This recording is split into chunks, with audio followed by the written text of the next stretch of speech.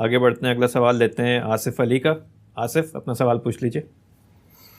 جی السلام علیکم. وعلیکم السلام.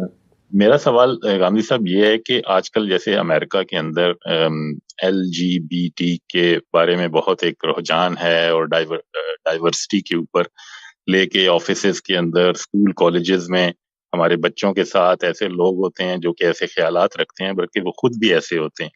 تو ایسی صورتحال میں ہمیں بحیثیت مسلمان اپنے بچوں کو، خود کو، اس میں کیا رویہ رکھنا چاہیے ان لوگوں کے ساتھ؟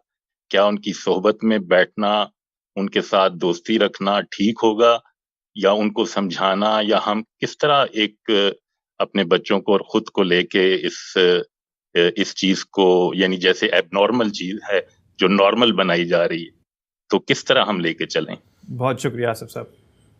اگر آپ ان معاشروں میں رہتے ہیں جہاں اس طرح کے معاملات کے بارے میں کوئی پابندی نہیں رہی، اصل میں یہ سب چیزیں ہمارے معاشرے میں بھی ایسے ہی ہیں اور بہت نیچے تک اتری ہوتی ہیں، لیکن عمومی رجحان ان کو ڈھانپ کر رکھنے کا رہا ہے، تو ظاہر نہیں ہوتی، ورنہ یہ سب چیزیں ایسے ہی ہیں. یعنی میں آپ کو بتا سکتا ہوں کہ دیہات تک میں اس کے کیا مظاہر ہوتے ہیں. اس طرح کے معاملات میں اپنے بچوں کا شعور بہتر کیجیے.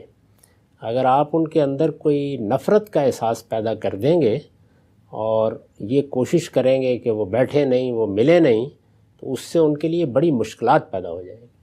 یعنی شعور کو بہتر کریں جتنا کر سکتے ہیں. باقی برائیوں کے بارے میں بھی ایسے ہی کرتے ہیں. کیا بعید ہے کہ باہر جائے آدمی تو کسی ایسے شخص سے واسطہ پڑ جائے جو ڈاکو ہو، چور ہو، ملاوٹ کرنے والا ہو، ہر وقت پیے ہی رہتا ہو. تو یہ سب چیزیں دنیا میں پیش آنی ہیں. تو ان چیزوں کو بھی اسی طرح لینا چاہیے. یعنی میں آپ کو عرض کرتا ہوں کہ آپ یہ بات یہاں کرتے ہیں تو لگتا ہے کہ کوئی بڑی نئی دنیا وجود میں آ گئی.